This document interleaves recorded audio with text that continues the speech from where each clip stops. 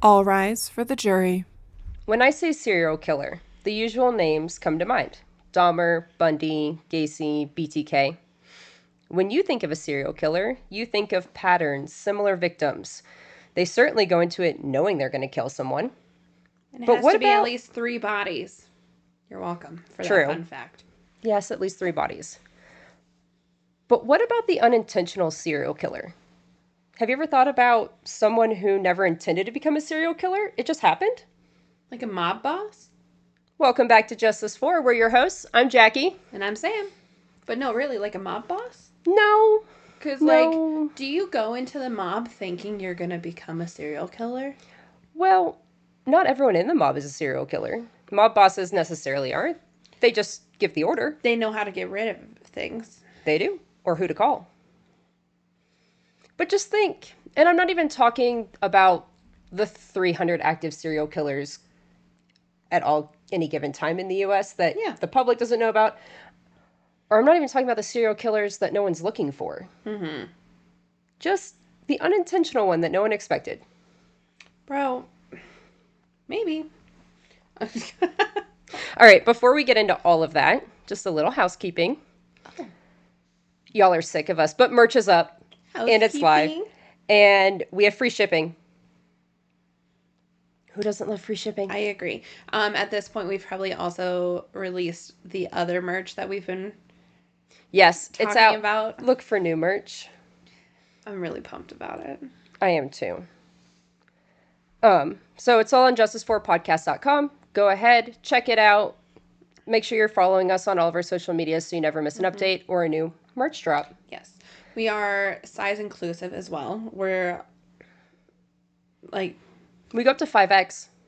On most things, yes. Yeah, as long as they have them in stock. And you can change colors of stuff. It's not set in stone what the picture is. So, we're fun. So, now that that's out of the way, let's get down to it, shall we? Okay. A few episodes ago, we covered the unsolved disappearance of Cindy Song. In her episode, we stumbled upon Hugo Selenski, the serial killer no one was even looking for or suspected, which is only a small part of the reason I named him an unintentional serial killer. So who is Hugo Selenski? Who are the victims buried in his backyard, and how did they get there? Mm-hmm. I know, that's the really important question is, how did they get there? Yeah, and who they are. Yes. So all the questions you asked her, I feel, are pretty important. There. Are you ready? No. You know what I'm going to say next. How many buckles? As many as you feel you need for a serial killer episode. All right. Buckle up, buttercups, because this episode is starting in a way that we don't usually start episodes. In order to answer all of those questions, I have to start at the very beginning with Hugo himself. Oh, bring it on. Hugo Selenski was born and lived in Sioux City, Iowa, with his 2 sisters and his parents, Robert and Ruth Friend. By the time Hugo was 5, his parents were divorced and Ruth moved him and his sisters to Wyoming Valley, Pennsylvania. Robert would go on to serve 2 years in prison for stealing jewels. I just thought it's so funny because it literally just says stealing jewels, not robbery, stealing jewels. Uncut gems? Yeah, I have no idea. Just stealing jewels. That's all it was. All right. He's a jewel thief. I thought that was a thing in the movies. I didn't know that was actually a real thing. I didn't know either. Ruth soon found a new man, Ron Selenski. Ruth. I know. A bank examiner who lived in Dallas Township, a nicer neighborhood with a bigger house. And of course, Ron adopted Hugo and his sisters. Ron and Ruth had 4 more children together because 3 weren't enough, apparently. Yeah. So there's 7 children? 7 children now. Goodness gracious. I know. This fresh start was exactly what they all needed. For a while, that is. Then Hugo turned 14 and decided Little League was too boring, I guess, and started stealing cars. Over the next few years, he would get caught stealing 4 cars to be exact. He also had several DUI arrests, charges of driving with suspended license. Somewhere in all of that, he had time to get a girl pregnant and become a dad at 15. Much to my shock, he did graduate high school. He graduated 153 out of 154. But he did it. He wasn't last. I know, but and he graduated. Teen dad. And with that record... I bet Ruth is so proud. But he's not stealing jewels. You damn right. Wait, what do you think is more valuable, jewels or cars? Depends on the jewel. Were they uncut gems? Uncut gems? I don't know. Well, Ron, he only got 2 years, so I would say that... The cars are probably worse. Probably. Hoping to turn his life around and support his child, Hugo set his sights on the Marines. But right before he was supposed to go to boot camp, he got into a motorcycle accident. His injuries prevented him from reporting to boot camp, and Hugo was determined, though. And after he healed, he completed basic training, ready for a promising career, giving him something to do with his life. And then the Marines discovered that he owed over $3,000 in restitution to the juvenile courts. So he was discharged for lying on his enlistment papers. That's sad. I feel like the Marines could have been so good for him. Only 3,000? Okay, 3,000 in, like, the 70s, 80s. He was that old? No way. Yeah, you just think this is all built up from when he was in high school. I mean, that's fair. I don't know. I still feel like 3,000 is not that bad. No, but you can't owe restitution money and be in it. He literally had to check a box that said that he did not. I know. Liar. Yeah, the bigger problem is that he lied. You can get a waiver for damn near anything, but if you lie on your enlistment paperwork, you're screwed. Yeah, that's more what it was about, was him lying about it. That's fair. I understand. I know where this story is going, but I feel a little bad because I feel like the Marines could have turned his life around. Wait till you hear about his time in prison. You'll have a different feeling about that. The Marines just might have trained him to be better at it. Excuse me? So, after getting discharged from the Marines, Hugo worked odd jobs. Like a warehouse, a commercial laundry, a deli, day laborer, dishwasher. It wasn't long before he had a cocaine and alcohol addiction. He racked up some more DUIs before having a second child in 1994, this time with a woman named Carrie Bartu. And we will be coming back to baby mama number 2, so keep her in mind. Carrie. In June of 1994, Hugo and his friend Earl Nagel decided to rob Melton Bank in Plains Township, Pennsylvania, using semi-automatic handguns. They successfully pulled off the robbery. Or so they thought. I dated a guy with the last name Nagel in high school. That's interesting. I was like, that's a really weird last name, and why would his parents name him Earl on top of that? Yeah. He was a lovely man. I hope he's doing well. He went into the Navy. He did not lie. He did not, nor was he a bad person. So he's doing well in life. I'm proud of him. So a teller managed to slip a paint cartridge. You know, the one that explodes, coats the money in the red dye. Oh, I thought it was blue. For them, it was red. Good for them. When Hugo and Earl discovered this, they literally tried to launder the money. The FBI raided... The red-ass money? Yeah. Are you... The FBI raided Hugo's house and found traces of the ink in the washer and dryer. Hugo pleaded guilty to the robbery and was sentenced to almost 7 years at Allen Federal Correctional Facility. While there, he was stabbed by 3 inmates, causing him to be transferred to a new prison in New Jersey, where he assaulted a CO and was then sent to Lewisburg Penitentiary in Union County, Pennsylvania. Why did he get stabbed? Somebody was making enemies. Yeah. Does he have a mouth on him? Yeah. Just wait. Well, not with the media, but anybody else. This is where Hugo meets Paul Weekly, a convicted bomb maker who was serving a 10-year sentence for, you guessed it, building a bomb. No way. I know. I was shocked. 10 years for that? Yeah. Wow. Definitely 2 people who did not need to become friends. Hugo definitely treated prison like a master class in being a criminal. Okay. More so than becoming a functioning, well-respected citizen, you know? Right. So the Marines could have turned his life around, or it just really could have taught him more things. Yeah. I would love to see scans of his brain. Oh, me too. Hugo was released from prison in January of 2001. He went to the only place he knew back home. Right back to Ruth and Ron's. Unfortunately, Ruth, Hugo's mom, died from cancer while he was in prison. No, Ruth! I know. And she, always fought for Hugo. She was like, that's my boy. I love him no matter what. The whole time. Ron, on the other hand, was not a fan. He was dealing with the embarrassment of the bank robbery and Hugo and that falling back on the family because he was a prominent person. You know, he was a bank examiner. Yeah. And him and Hugo very much butted heads ever since Hugo was 14 and started stealing cars. So Ron and Hugo still did not get along. So it didn't take long for Hugo to move out / Ron to kick him out and Hugo start couch surfing. So it's 2001. Hugo is bebopping around Luzerne County, Pennsylvania, which is made up of metropolitan areas surrounded by suburban areas, then a lot of smaller rural areas. A quote from a local in an episode I watched on this case said it can get real country real fast. Hell yeah. So I was like, okay, so it's like city, then suburbs, then you get out in the country and it's just a real quick out to the nothing. I feel like it's like driving out to Callahan. That's what I was thinking, like driving out to Ellicott. Yeah, you go through Powers, it's crazy, and then all of a sudden there's just nothing around you. Yeah. So Luzerne is full of hardworking people, deep-rooted in family values. It's described almost like stepping back in time. These smaller rural areas are just very small town, every small town all over America. Mm-hmm. Everyone knows everyone and their business, and the rumor mill is always going.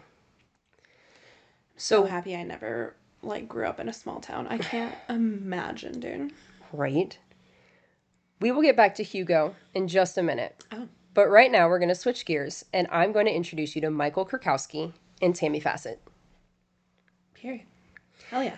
Michael Kerkowski owned a pharmacy called the Medicine Shop and worked there as a pharmacist. He had just gone through a pretty nasty divorce and was a single father of 2 young boys.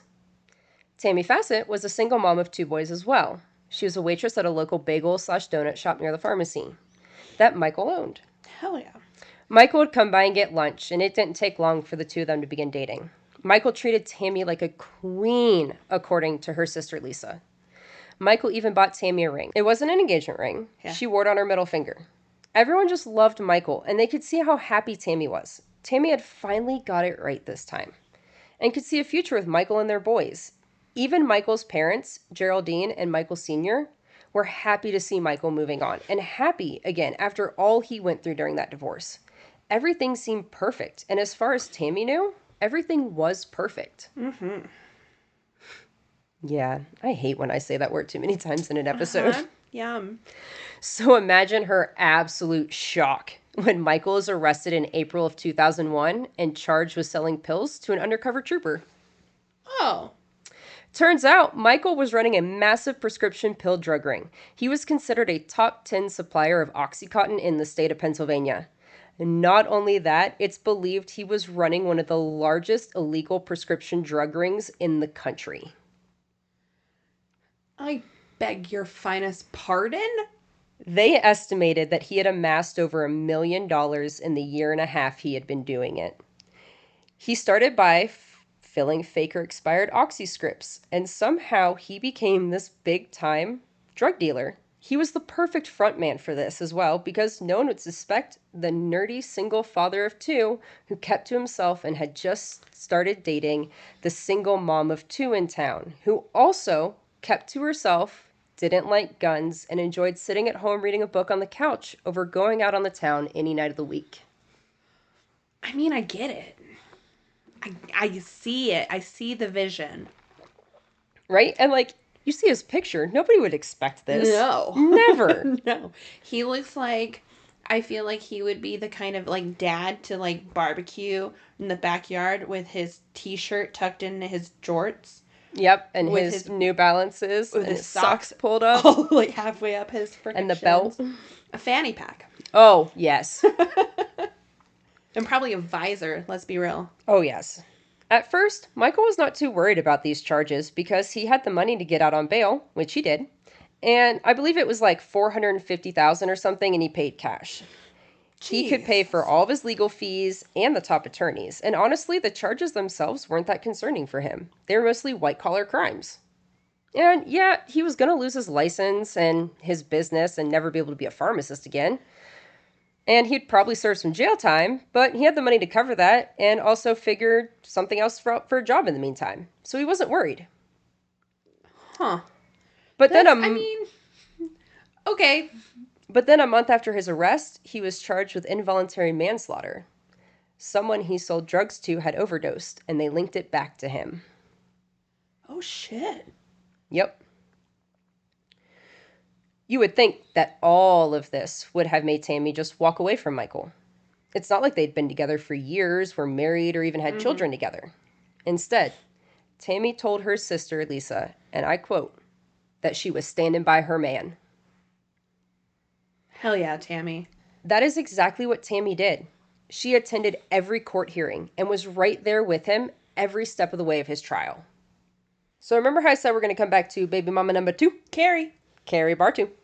Well, Carrie's first cousin is none other than Michael's ex-wife. I know, I had to pause and rewind to, get that.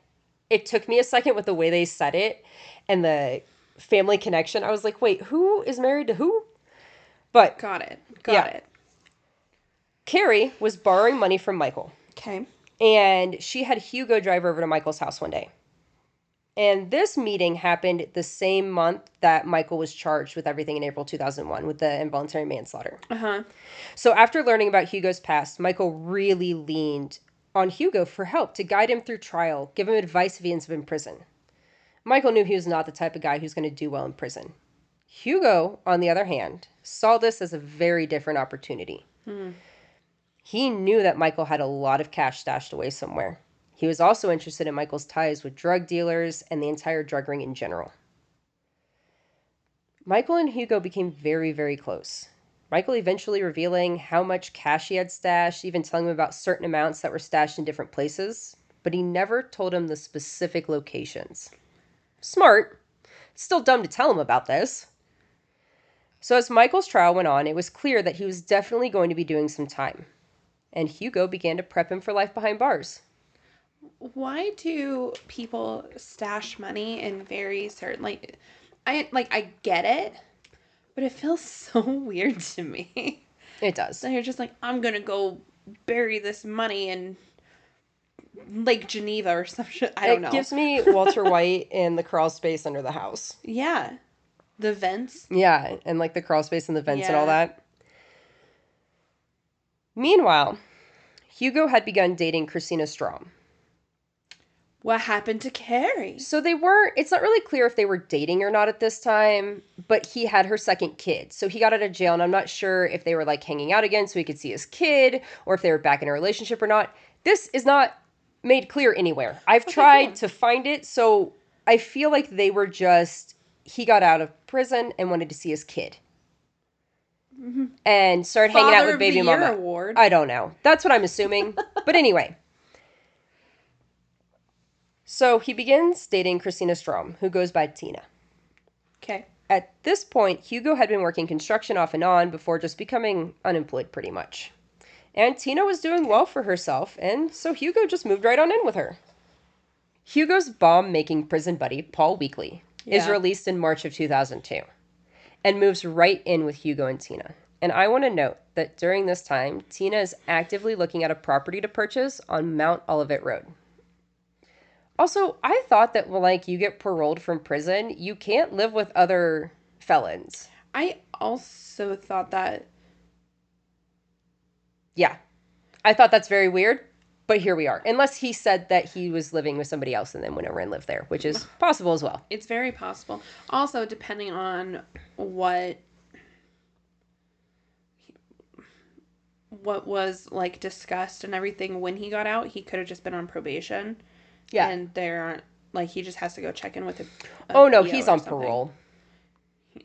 I mean, he was making bombs, so I would hope so. Yeah, we have to check in and do things, and we have restrictions. So for all we know, honestly, he could have just said he was living with Tina and didn't include Hugo in there. That is true. I did not think about that side of it, because it's always their linked together. So, yeah. Yeah. Let's get back to Michael. Doctor. Pharmacist. His trial has ended. He pled no contest and was out on bail waiting sentencing. Okay. Knowing what was ahead, Michael and Tammy tried their best to just live their lives as close to normal as possible until sentencing. For the kids. Okay. Tammy went to work, the kids went to school and daycare. Nothing exciting, nothing crazy. Well, except Lisa did overhear an odd conversation Tammy had with the boys, and she was asking them if they would want to move maybe to another country. And who's Lisa? Lisa's Tammy's sister, remember? Oh, yeah. And I know, there's so many names in this. Oh my gosh. There is. Lisa confronted Tammy, and she said she was just talking.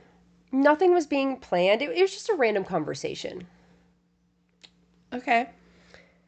Friday, May 3rd, 2002. Started off as a normal day. Tammy's kids went to school. Michael dropped his boys off at daycare. Tammy went over to Michael's house like she often did when she wasn't working so they could hang out and enjoy the little time they had together before the unknown of Michael's sentencing. Mm-hmm. Although it started as a normal day, it would not end that way. Tammy never showed up to pick the boys up from school, and she never came home that night. Michael also didn't pick up his sons from daycare that evening, and that was very unlike Tammy and Michael. And it rang alarm bells for Lisa, as well as Mr. and Mrs. Kerkowski. Mm-hmm. By Saturday morning, Tammy still wasn't home, and Lisa was getting panicked. She had been calling Tammy and Michael all night, and still no answer. Lisa found out that Mr. and Mrs. Kerkowski were at Michael's house, so she went over there, and they decided to literally camp out in the driveway in lawn chairs. And they just waited for them to show up. Hours upon hours upon hours, just sitting there in the chairs in the driveway, waiting for one of their cars to show up. Waiting for one of them to show up. What the fuck? Monday morning, the Kerkowskis decided they had done enough waiting, and they went to the police station to report Michael and Tammy missing. Police instantly began digging into Michael's bank and credit card records as well as phone records. Nothing was being used, which also did not surprise police. It was no secret that Michael had large amounts of cash somewhere. He didn't need to use credit cards or bank accounts. Pair that with Michael was about to be sentenced for his crimes, investigators pretty quickly came to the conclusion that this was a case of take the money and run. It was nothing for him to lose all that bail money, making it pretty obvious to investigators that Michael and Tammy were on the run, putting Michael on the fugitive of the week list, and pretty quickly, Michael and Tammy's faces were plastered everywhere. Tammy wasn't missing in the police's eyes. She was willingly on the run with him. Oh, no. Even with Lisa and Mr. and Mrs. Kerkowski telling the police that this is not like them, they would not go on the run and leave their children behind. Police saw it no other way. The media instantly began portraying Tammy as a drug dealer who was on the run with her drug king boyfriend. Lisa said... You're fucking lying. Oh, yeah, because that's the narrative I got when I was researching Cindy's song. I'm not going to lie. If you go back in our episode about Cindy's song, I'm pretty sure that I lumped Tammy in as his drug girlfriend. Like, I'm almost positive because that's the way it is spun in everything until you dig down. Oh, no. Mm-hmm. Okay. So I'm sorry, Lisa. I didn't mean to in Cindy's episode if I did. But I'm pretty... Because that was the vibe I got when I researched this. And so when I learned about it, when I did more research in this episode, I was like, oh, my bad, Tammy. You were not involved in this. Ugh. Yeah. And Lisa said that narrative just made her sick and so mad. Her sister was the farthest from that. She was just in love with a man who made horrible choices. Yeah. Investigators started to believe that Michael and Tammy fled the country, but they couldn't be sure. They weren't even sure where to look first. Let me remind you that this is May of 2002. We're not even a year out from 9/11 yet. You didn't have to show your passport to leave the country, only once you arrived at your destination. So how do they even decide which countries to check, or what day they were looking for? Still, investigators believe they had fled the country, but they must have had help, so they began digging through Tammy and Michael's lives and talking to anyone and everyone that was involved with them. That passport shit threw me. I didn't even fucking think about that. I didn't either, and then the investigator was like, what were we supposed to do? Check every country? And I was like, well, duh. And he goes, what day? When? I mean, that one you can narrow down maybe a little bit more considering they were dropped off and then you haven't heard from them by a certain date. Like, Yeah. that's a little bit more under, like, you have a small window. But where? But if they got on a plane and they flew into a country and then they got on another plane and flew to another country, they don't have to present that passport till they get there. You said it was May? Yeah. Of 2002? Mm-hmm. Oh, yeah. That's wild. Like, we were so young when 9/11 happened that, like, I don't remember airports before. I do. I used to travel with my dad a lot. That's and true. I remember after 9/11, went to the airport, my dad was like, okay, you have to take your shoes off. Like, before we went, he was like, I need you to wear shoes that you can get on and off quick, that you don't tie. He was like, I need you to not wear a belt today. Like, just when you're in the airport, do this. And, like, I remember I was like, whoa, this is so weird. Like, I remember the difference. But I lived outside of Washington, D.C., and that's the fair. Airport I flew in and out of. So I remember a stark difference. Yeah. My family and I didn't travel out of the state, like by plane anyway, enough for me to notice. So that's wild. Yeah. So that was like a really cool, for once it's not a remember we were in COVID times. Sometimes we got to remember like everything changed because of that. Digging through Michael's life, they landed on Hugo because Michael considered him a best friend throughout his whole trial. When police asked Hugo about Michael, he denied being best friends. He said, yeah, he knew him, but he didn't know where he was. He hadn't heard from him. And police weren't exactly buying Hugo's innocent act of knowing nothing about their disappearances, but they also had nothing to go off other than it just wasn't sitting right with them. Like, just Hugo, just something about him was just off. Mm-hmm. A few weeks later, Hugo shows up at Mr. and Mrs. Kerkowski's house. He proceeds to tell them that Michael is alive, but he did not want to put them at risk of aiding and abetting. So that's why he hasn't contacted them, and that he is laying low and putting together a defense. Why would he do that? And that's why Hugo was there. Michael needed money to pay for his new defense, and he had money stashed at his parents' house. Mr. Kerkowski knew the only way Hugo would know about the money is if Michael told him. Since the police weren't telling them anything, Mr. Kerkowski believed Hugo and gave him $30,000. A month later, in August, Hugo went back and said Michael needed another $30,000. This made Mr. Kerkowski a little suspicious, but not enough to throw up major red flags or say anything. And the police still weren't talking to them much. You know how police like to do in missing persons cases. So, with no information from the police and Hugo being the only connection to Michael, they gave him another $30,000. After all, it was Michael's money, and if he was alive, they needed to help him. Bro. Then Hugo visited for a third time in September. Now, they were really suspicious of Hugo and his story. So they said, we will give you the money, but we need to talk to Michael first. Hell yeah. We need to know he is alive. Hugo just loses it at that point. He pulls out a gun and says, I know there's more money hidden in this house. Then fires a shot right past Mr. Kerkowski. It almost hit him in the head, and he could have died. After this, they gave him $40,000. As scary as this incident was, they didn't call the police to report. What? Because they did not want to be charged with aiding and abetting their son.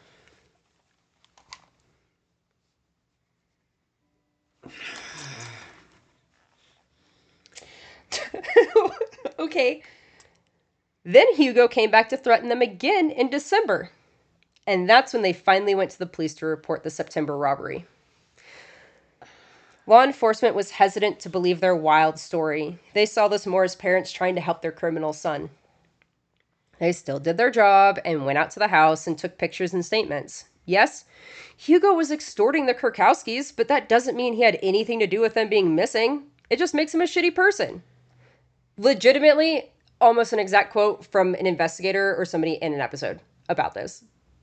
Yeah, he was extorting money, but it just made him a shitty person. Bro, Still, police don't arrest Hugo.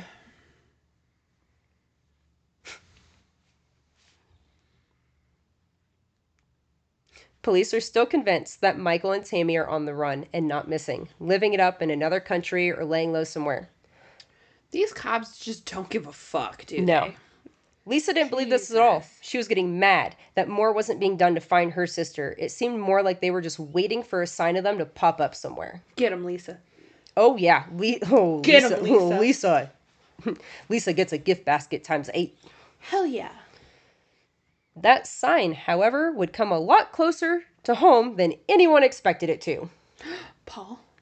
A little over a year after Tammy and Michael go missing, in June of 2003, Paul Weekly is arrested on robbery charges related to his job. He was stealing while on federal probation. What a dumbass. Like, we love dumb criminals, and Paul Weekly just rises through the ranks, okay? What was he? Do you know what he was stealing, by chance? Oh, okay. I'm getting ahead of myself. Hot water filters. What? Like water filters, like heater, like water heater filter things. Yeah. He was literally stealing, like, he worked in HVAC, essentially. Like, water heaters, like, all of that. And he was, like, it was, like, the filters and stuff. Like, yeah. But, like... It wasn't even... But, like, why? I don't know. Do you make bombs with filters? I don't know. During his interview with police, after his arrest, he casually asked them, "Hey, do you have any open, unsolved homicides or missing people that you're working on?" Detectives respond, "Yeah, why do you ask?" Paul says, "Let me look at them. See if I can help you out with any of them." Paul was looking at some serious time, so he was desperately trying anything to lighten whatever sentence was coming. Oh. In our episode on the disappearance of Cindy's song, this is where Paul told them all about Cindy getting picked up by Hugo and Michael and then tortured and sexually assaulted in a vault for days before being murdered. And I need y'all to know that doesn't even come up once in all the research I have done about Hugo for this episode. That only comes up when I go down the rabbit hole of Cindy. Not even in the episode I watched on Hugo that included Ashley Banfield from News Nation helping to tell this story. Since we've already dived into that part of his confession, I'm not going to go over all that again. So if you haven't listened to Cindy's episode, it will be linked in the show notes, and definitely give it a listen because her disappearance is still unsolved. But isn't that crazy? That's frustrating. I think it's because he was only ever talked to about it, and, like, nothing was ever really, like, found with it. But it's still surprising that even in his, like, big scheme, even when they're talking about other things we talked about in Cindy's episode that we'll talk about at the end of this, they don't even bring her up. That's wild. Yeah. Absolutely wild. Like, this, unfortunately, we'll touch on it later, but this feels like what happened to her. We'll touch on it later. Okay. Proceed. Paul Weekly then goes on to tell them about bodies that are buried on a property on Mount Olivet Road. Oh, she got the property. Tina. Paul doesn't tell them who is buried there, just that he knows where some bodies are buried at. Just Paul alone saying this wouldn't make the police jump at his word. But Paul had his attorney right there with him, backing him up and saying he's willing to show you where they're at. Oh, my God, Paul. So, if you have been listening closely, you already know whose house we're going to. I'm so No proud way. of you. I'm so proud of you. Because I'm unmedicated today, but Yeah. I'm still paying attention very closely. Go me. Go me. Immediately, every form of investigative office swarmed the property at Mount Olivet Road. Hell yeah. Where investigators find Hugo Selenski setting up for a graduation party for his sister. Hugo, absolutely shocked, asked the officers, "What are you doing here? What's going on?" Oh my God, police. But why? Officers responded with, "We are here looking for buried bodies." Hugo just kind of laughs a bit and he says, "I'll help you dig." Huh? Oh my God. Telling them they weren't going to find anything. Basically, knock yourselves out and have fun. I have a party to throw. Once away from police and with his sister, his nerves about the situation began to show. What Hugo didn't know was that Paul was on his way to help the police out. No. Paul took them right to a spot and told them to dig. Within minutes, what? I just had a vivid memory of the Sunday Song episode where you said Paul kept looking in a certain... Or not Paul. Hugo kept looking in certain places while speaking to the police, too. Yes. I forgot about that in here. I got you. Got me. It's all good. Hugo did, yeah. He would... Different police officers would notice while they were talking to him that his eyes would shoot to a certain area of the backyard while they were talking. Mm-hmm. While he was saying, you're not going to find anything. I'll help you dig. You know. Not right there, but I'll help you dig in another area. Like, one more time, we love dumb criminals. For sure. So, Paul took them right to a spot and tells them, dig. Within minutes, a white flex cuff tie was sticking out of the dirt. As they continued to dig, they found 2 bodies in a shallow grave. To absolutely everyone's shock, dental records confirmed it was Michael Kerkowski and Tammy Fassett. Police had completely written them off as being on the run when they had been right here the whole time.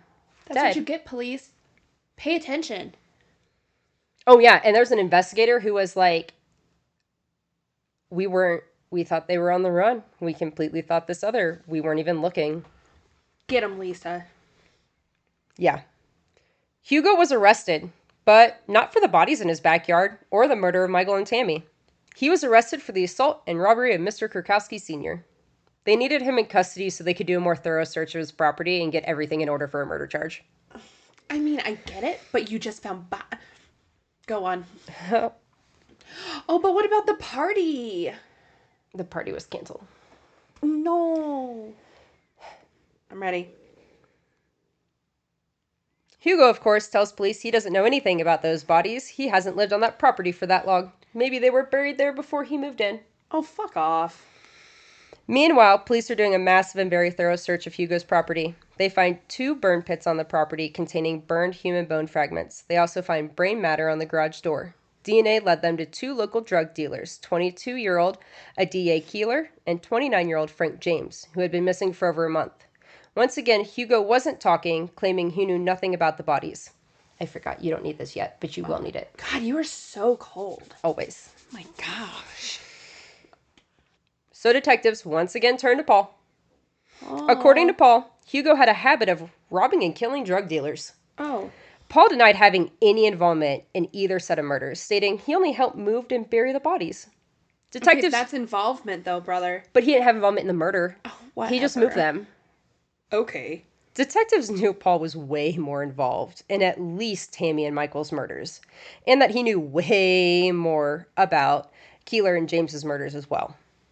So they worked with what they had, and 3 months later, October 6, 2003, Hugo, along with his accomplice, Pat Rusin, were arrested for the murders of Adia Keeler and Frank James. Who the fuck is Pat? Pat is the guy who helped Hugo kill them. I'm going to tell you. Oh, God. There's so many. Actually, I'm not really going to tell you about Pat. He just literally is the other guy involved in this murder. I couldn't make up what happened next if I tried. Oh, no. Do you need my bowls? Not yet. 4 days into his jail stay at the Luzerne County Correctional Facility, Hugo and fellow inmate Scott Bolton decided they had enough and were breaking out. Who the fuck is Scott Bolton? He's just for this part, he's just a guy in jail. He's just a man in jail? Who's breaking out of jail with Hugo. After 4 days? Yep. So they tied together bed sheets, broke a window, tossed a mattress out, and proceeded to climb 7 stories down, then used the mattress to get over the barbed wire fence where Hugo fled. Hugo fled. Because unfortunately, Scott fell from the window and was paralyzed, unable to move, and Hugo just left him there. He later said Hugo pushed him out the window. What the fuck? Yeah, like homeboy, like permanently paralyzed. I can't remember if it was like chest or waist down. All right, Sam, you're going to love this next part. I don't know if I'm going to, Jackie. You are. So detectives sat outside Hugo's house on Mount Olivet Road for 24/7, like 24/7 after he escaped. Period. And Hugo had Rottweiler dogs that barked constantly because of the strange cars outside the house. 3 nights after Hugo's escape, the dogs stopped barking, and they knew Hugo was in the house. Hell yeah, brother. So they went up to the door, knocked on the door. Hugo answered and simply surrendered. The dogs gave him away. I do love that. I do love that fact, yeah. But why the fuck did you go home? What an idiot. Like, why the fuck would you go home? Because he didn't have a plan. He missed Tina. By November 6th, Pat Rusin pleaded guilty to 2 counts of third-degree murder, robbery, and abuse of a corpse, as well as a single count of conspiracy to commit robbery in the killings of Frank James and a D.A. Keeler. He was sentenced to 10 to 20 years in prison. And that's all we have about Pat. Okay. See, he's just a... Pat. I mean, actually, I come back to him in a second, but it's really only a trial. Oh. Hugo's trial for the same charges in the murder of Frank and a DA started in March of 2006. It lasted for 2 weeks. It was an absolute media frenzy. To my surprise, Hugo gained a lot of supporters who thought he was innocent. What? Yeah. Meanwhile, the families thought he was as guilty as they come, mostly because of his escape attempt. Hugo was enjoying the press attention. He loved having control of saying, "I will talk to you later once this was all done." Of course he did. And he loved the female attention he was getting. Yeah. Paul and Pat testified against Hugo. Pat actually got the nickname Pat the Rat for it. I know, I thought that was pretty funny. Because then he got 10 to 20 years anyway, so... Prosecutors laid out what they thought was a solid case against Hugo. A DA and Frank went over to Hugo's property thinking they were just going to sell him some crack cocaine. Hugo had other plans instead. When they got there, he robbed them for $65 and 3 bags of crack cocaine before shooting them both in the head with a shotgun. They then placed them into a pit on the property, and instead of burying them like Michael and Tammy, they decided to burn them. Hugo went a step further and placed the charred remains in bags in the burnt pits. What an idiot. Yeah. The prosecutors had a solid case against Hugo, or so they thought. Both or just one? Just one.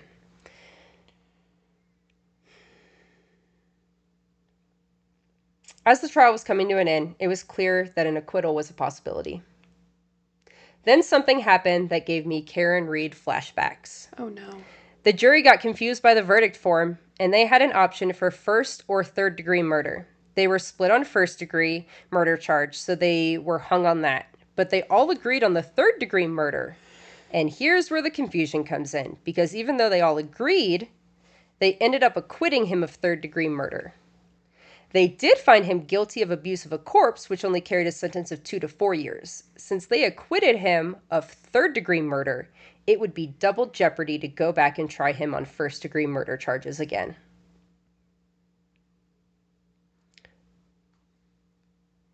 Wait, what?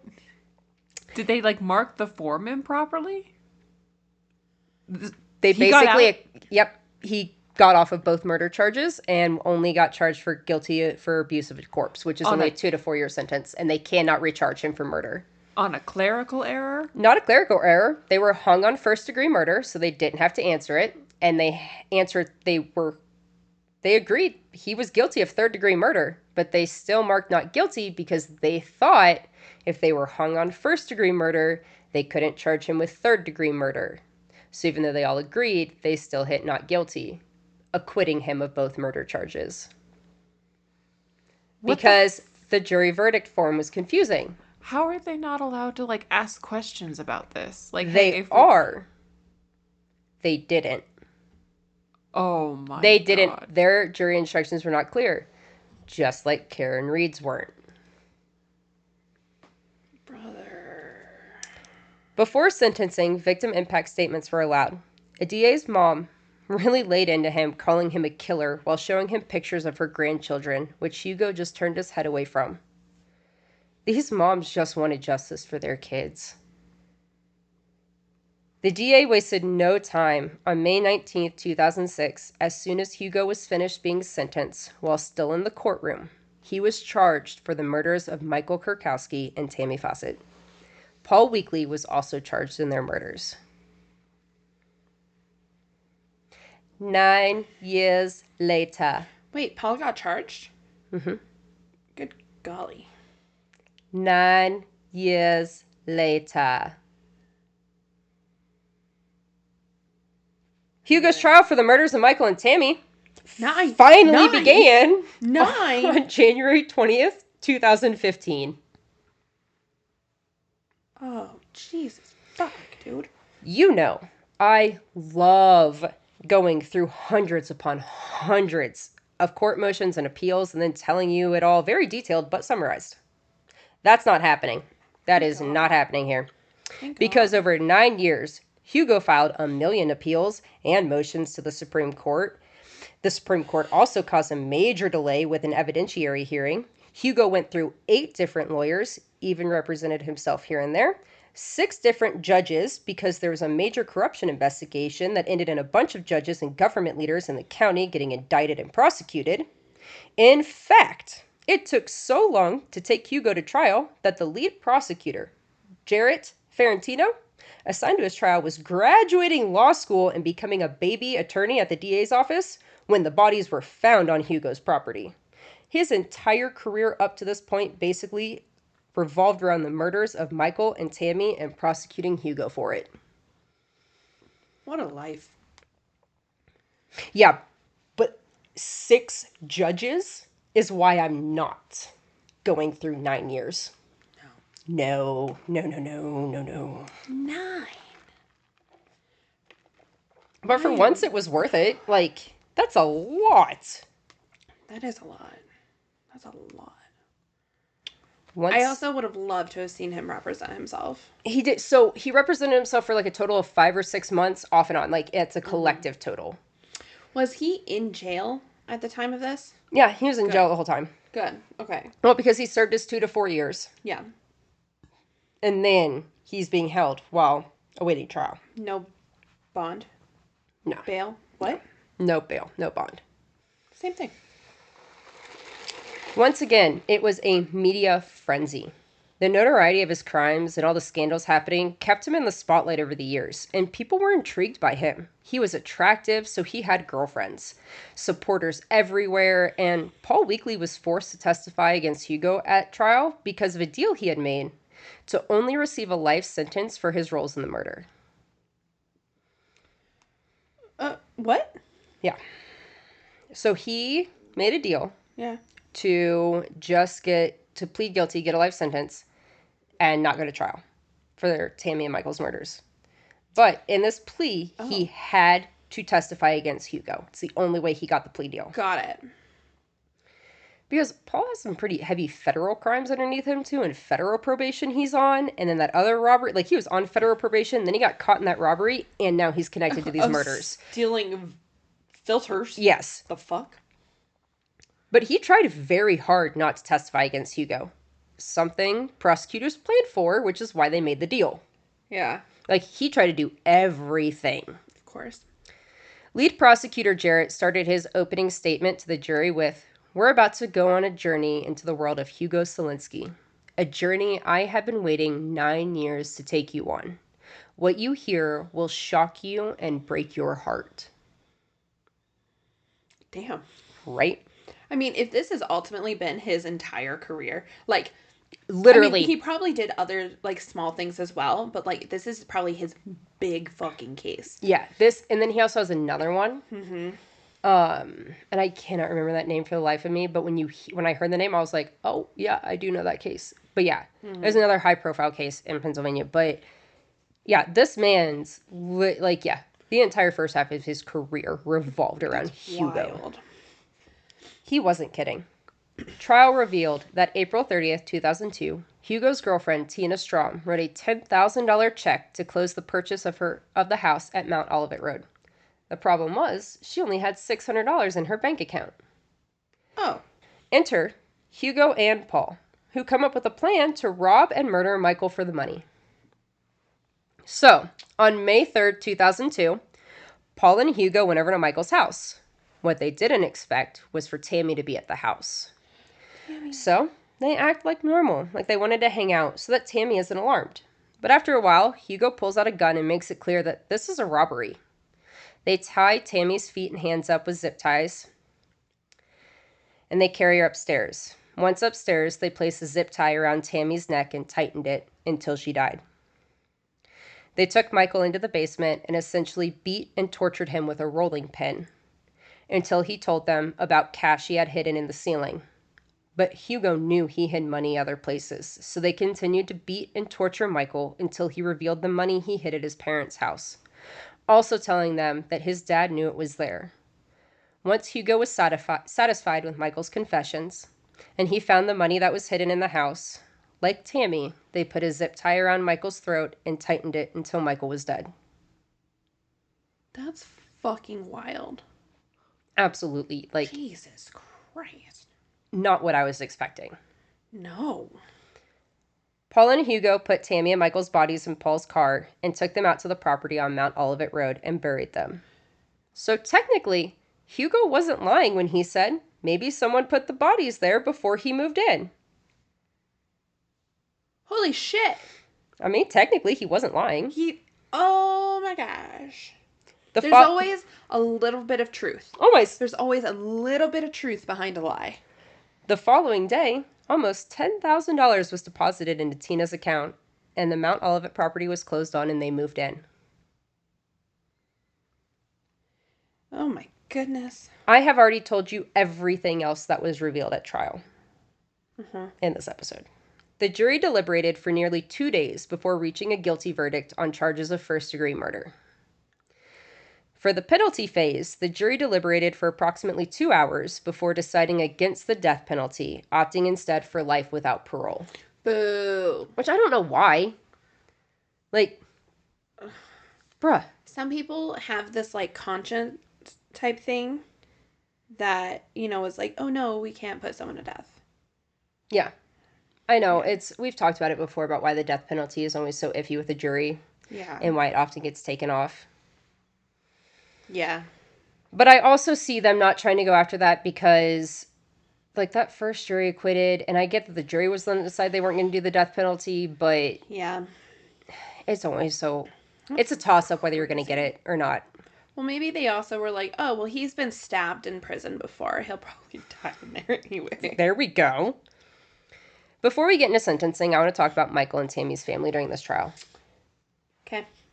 First, let's start with Michael's sons. They were in high school when his murder trial took place. Instead of going to football games and hanging out with friends, they were going to trial every day, finding out the gruesome details of their father's brutal murder. They wanted justice for their dad and their grandparents as well, specifically Grandpa, who was almost killed by Hugo for just trying to help his dad. And it's so sad because one of Michael's sons literally shows the picture of, like, the bullet hole in, like, his grandparents' house. And, like, gosh. Yeah, it's so sad. Speaking of Michael's parents, Mr. and Mrs. Kerkowski, they were very involved with the investigation and everything leading up to trial. Unfortunately, Mr. Kerkowski passed away before trial happened. No. But Mrs. Kerkowski lived to see the trial and Hugo's conviction. Period. Good. Lisa, Tammy's sister, was with prosecution every step of the way fighting for Tammy. She was at every hearing, appeal, and motion filing. She was not going to miss anything or stop fighting for justice for her sister. Lisa was even told by a bailiff that after she made eye contact with Hugo and held it in the courtroom, he went and puked his guts out the first chance he got. Ooh. Bailiff went as far as to tell Lisa that she scared the shit out of him. Hell yeah, Lisa. Lisa did not like Hugo, and she was not afraid to show it in that courtroom. Oh my God, I would have loved to have seen that moment. Right? Like, but you got to know that it's bad enough for the bailiff to walk out and be like, yeah, ma'am, listen. Yeah, that's wild. Almost 13 years after Michael and Tammy's murder in March 2015, Judge Fred formally sentenced Hugo to 2 consecutive life sentences without parole for the murders. He also received an additional 56 to 120 years in state prison for related conspiracy and robbery charges. Hell yeah. This sentence was imposed consecutively to an existing sentence Selenski was already serving. Yeah. Hugo was also ordered to pay prosecution costs and restitution, with the restitution amount estimated to be $198,000. Period. Yes. I have so many questions. Ask if Sam has anything to discuss. Period. I have so many questions. because my mind keeps going back to the Cindy song one, because we talked about Hugo, I very distinctly remember you specifically saying there was other bodies found on this property. What I haven't told y'all about yet is the 5th body they found in Hugo's backyard. Oh. Located in one of the burn pits with the DA and Frank. Am I a genius? You are. Okay. This 5th victim has never been identified publicly, nor do we know if they could identify them. Not only that, but in 2011, it came out during a grand jury indictment that Hugo and his lawyers had been paying off witnesses and intimidating them. I remember this. Believe it or not, that wasn't the biggest bombshell revealed. Oh. That is when the public found out that investigators believe up to 12 bodies had been found on Hugo's property. I remember. So why did it take so long for this to be released? And why hasn't there been an investigation or a release of victims' names to help get them justice? Yeah. That would be because they aren't actually sure the number of victims found. It could be anywhere from 8 to 12. Because the remains found were so badly burned, there is no way to identify them. You're fucking kidding. I'm sure over the years they have combed through histories and missing persons reports, and I have heard multiple investigators and prosecutors talk about this investigation and case, and they were all deeply invested in getting justice for these victims and their families. I mean, every person who talks about this case, it was everything. Yeah. The victims, the families, it was taken so personally by this county. So I know that they are very deeply invested in that. So I have to have faith that they've done everything they can. Hopefully one day we'll be able to connect some dots and find some missing puzzle pieces that point us in the direction of answers and justice for the remaining victims found in those burned pits on Hugo's property. My hope is that technology can advance enough. I know that like once you're burned to a certain point, there's no DNA, you can't determine who it is. But crazier technology has been developed in the crime world that I don't know, maybe one day? Yeah. So that's wild, dude. And of course there was like no teeth or anything, right? Fuck, man. But even if you remember Kelsey Barrett, we do have what we believe is one of her teeth. Correct. But it was so burned that there isn't any DNA left on it. Yeah. So they're not entirely sure, but they're almost positive. But it's also they can't like match it to a dental record because it's charred. Yeah. So that's crazy, isn't it? That there's easily, so we only know of the 4 victims. We could have 8. Well, we know who identities of 4. Yeah. We could have 8 more. Yeah. And one of them could be Cindy Song. Yes. And also with how much the police overlook Michael and Tammy because they thought they were just on the run. And Hugo likes to target drug dealers. Some of these might be missing or wanted fugitives. That they think are just on the run. And not actually like, looking and active for. Golly. All right. So jury, now I ask you this. Did we get justice? I feel like this is an easy question today.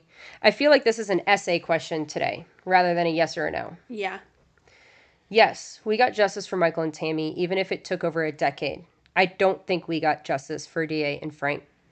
Because Hugo was acquitted of their murder, and even though he was never free again after that trial, I still feel like they got shafted on actual justice. There is so much information out there about Tammy and Michael and their families and their lives, but when it came to a DA and Frank, I had to really dig.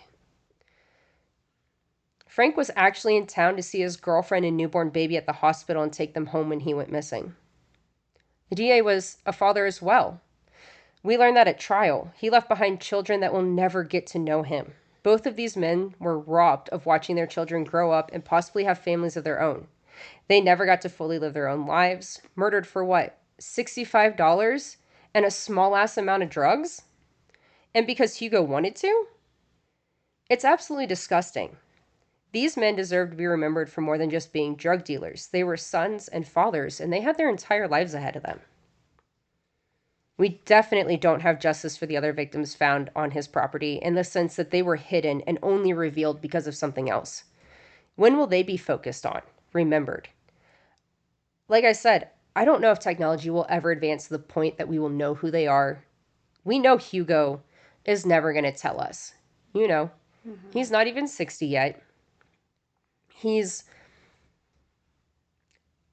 I don't think that he would ever say who else is on there, but he also has nothing to lose by telling who's on there, which is why I call him the unintentional serial killer. Yeah. He never set out and intended to become a serial killer, but once his body count got up there, yeah, he wasn't saying anything. Maybe, like, on his deathbed. I just think it's just fun for him. You know what I mean? Like, he knows he doesn't have to talk. Yeah. Or maybe if he's not getting any attention, that's when he'll be like, oh, by the way, here's another name. Because it'll bring back the media and people will start I could see that. Again. Maybe, hopefully, we could hope in a die out of media, which I'm not helping with. Well, we're not trying to bring any media attention to Hugo. Yes, but the victims, yes. Correct. So, it's like we got justice, but there's so much more that is still out there.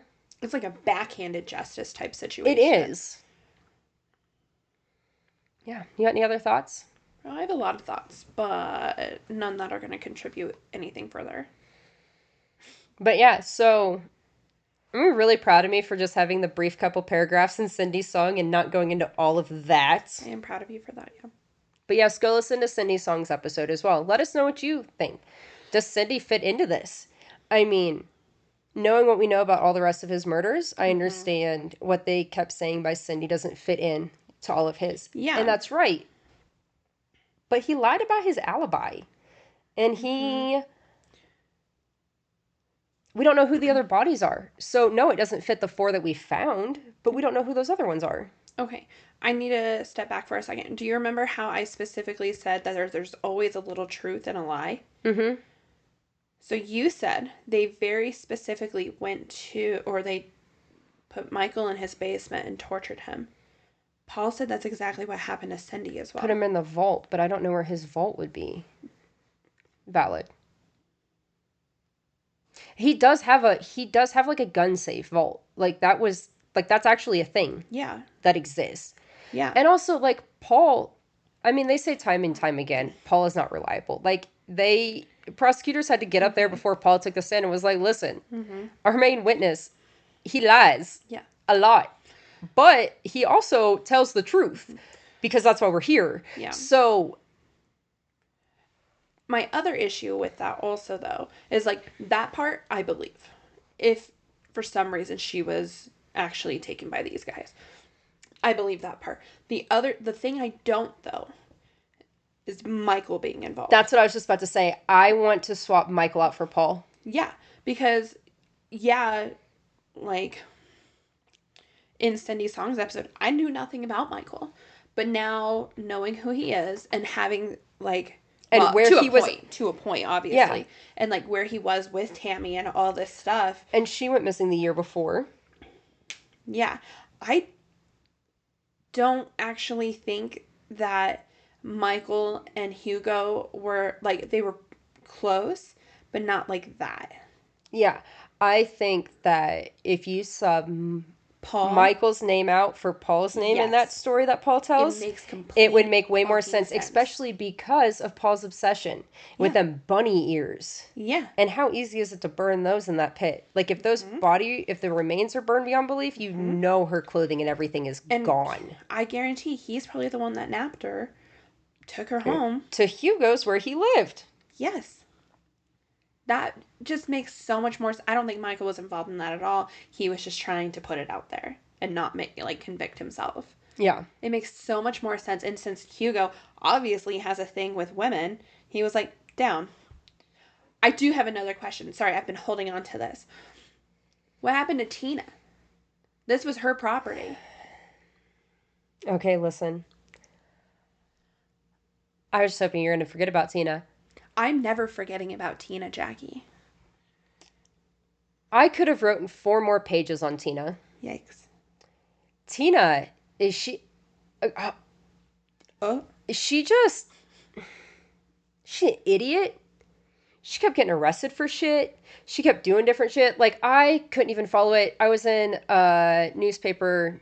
Like, I was in a local news website, and I was searching just Hugo Selenski because they covered a lot of this stuff. And I'm not kidding you, like, every 4th article was something about her getting arrested or back in court or probation or something else or getting in trouble here. And I was like, this episode already has so much. I can't go down the Tina hole. So she was also not a stand-up citizen by any means. But she wasn't involved in any of the murdery things, as far as I can tell, because she's not drugged into any of that. That's good. She was too busy with her own fuckery. Yeah. Shenanigans. If you want to go look up her, enjoy that rabbit hole that I didn't. I just kind of peered down because I was like, you don't have... Like, her name only comes up in here about owning the property and the money going into her bank account and stuff like that. They don't really put her more in connection with the other stuff. Okay. I just was very confused if she was involved or if she was turning a blind eye or if she was just a fucking idiot. Or maybe she was blind. I think both. I think that, yes, Hugo looped her in on what he needed her to know and left her out of the other stuff. So, or he was spinning a certain version of it to her. Got it. But yeah, Tina's a whole other little... Bro, okay. All right. I was like, we already have too many names and shit in this. But she off doing her own thing. Yeah, because it'd be like, and Hugo's ex-girlfriend back in jail again, or back in court again. And it'd be like scrolling through and like a couple articles up, be like, oh, his ex-girl. I'm like, oh, dear God, can this woman chill? Nope.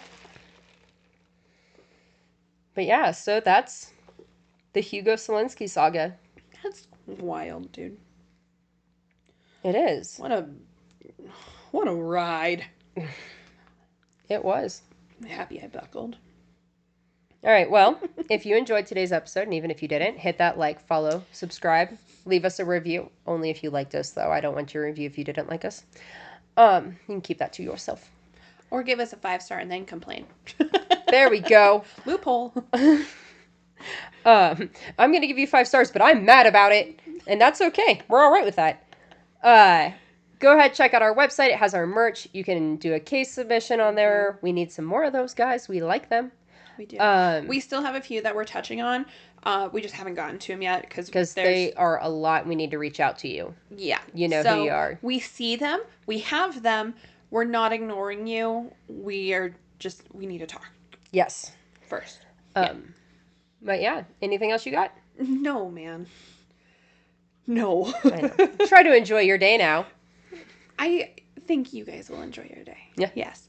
Catch us next week for an all new episode. It's a good one. I don't know what it is. It's a good one. So yeah, we'll catch you guys next week. Please be safe out there, and we will see you guys later. Okay. Love you. Bye. Bye.